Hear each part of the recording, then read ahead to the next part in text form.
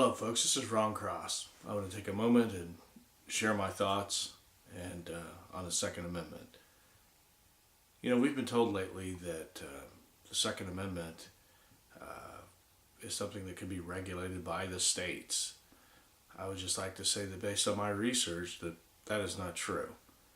If you actually go back and you study English law, you will find that the Second Amendment was a right that existed prior to any constitution. Now, the Constitution, according to law, if you've seen my research, you know that it doesn't grant the right. It only recognizes a right.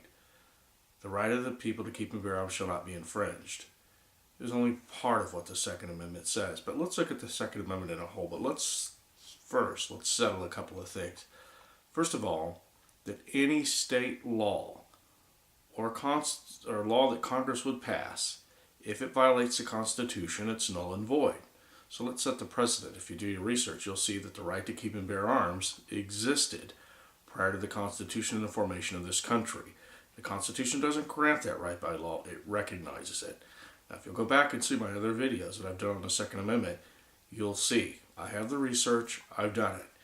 For those of you who don't know who I am, I've been a legal researcher for well over 20 years now. I was an investigator on Oklahoma City bombing, and I also provided research for the OKBIC, which is the Oklahoma City Bombing Investigation Committee in the 90s. The reason I was asked to do that was based on my background in research. So I do know what I'm talking about. At present, I'm working with Jim Tresman in New York to help fight the anti-gunners up there, and Jim has used a bit of my research. So I think I've done my homework. I think I've established who I am. Now, let's talk about the Second Amendment. The Second Amendment says, a well-regulated militia being necessary for the security of a free state, the right of the people to keep and bear arms shall not be infringed. Now, here's the problem that most people don't grasp, is we're talking about two different sections within the Second Amendment. First of all, it starts out, a well-regulated militia being necessary for the security of a free state. Now, let's talk about that. The idea was that the power should remain within the states, so the federal government could never push the states around. After the Civil War, we see what happened. We now had a federalized army. It has continued since,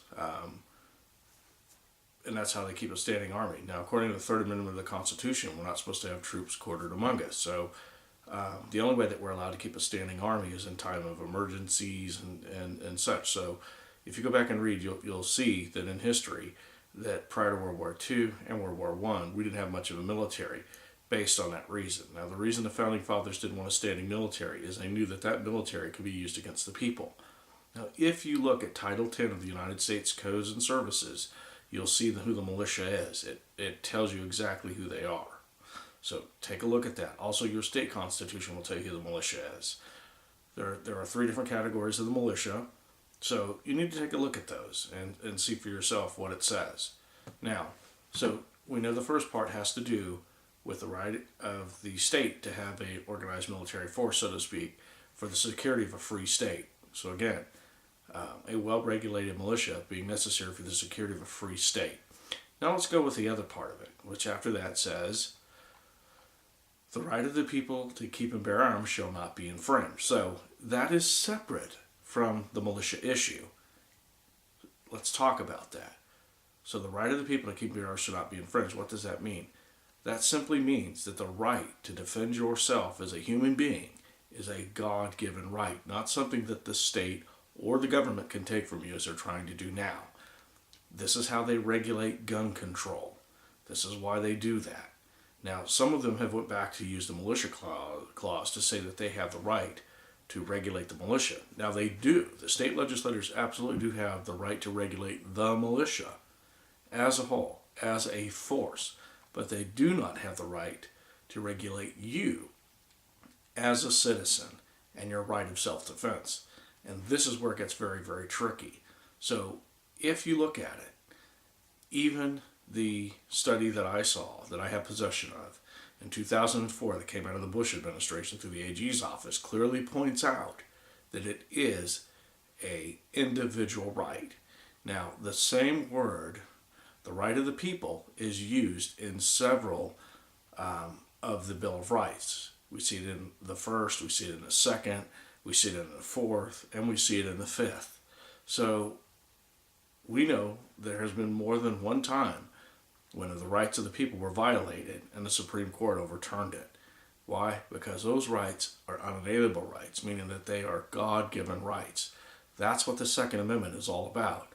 It's not about going out to the woods and shooting a deer. It has everything to do with you and self-defense.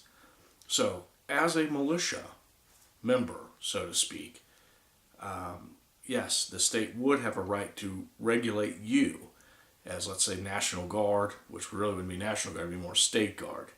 But in that aspect, they do have the right to regulate, but not in the right as you, as an individual. And again, it goes back to, it's an unalienable right.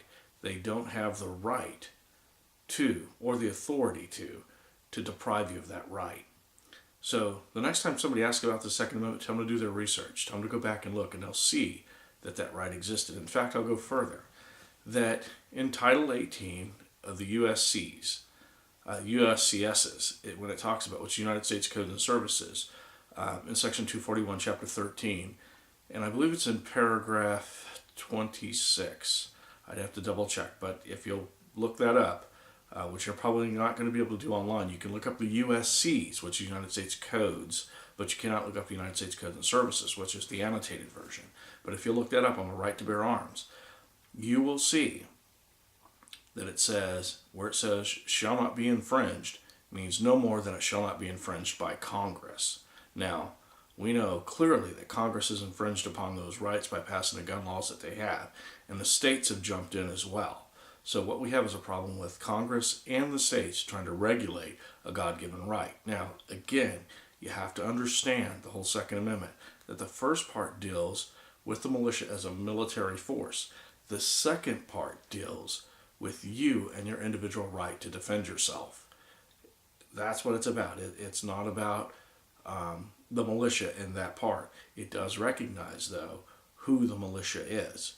So people have a tendency to want to put the two together. Yes, they belong together, but you have to understand that the militia clause will say within the Second Amendment is very clear about the security of a free state, where it gets into the personal right of a person to keep and bear arms, and that is for their personal defense. The Founding Fathers made that very clear. There's more than enough evidence, so don't be fooled by the states telling you that they have the jurisdiction to regulate gun control. They don't, because it's an individual right recognized and given to us prior to any constitution.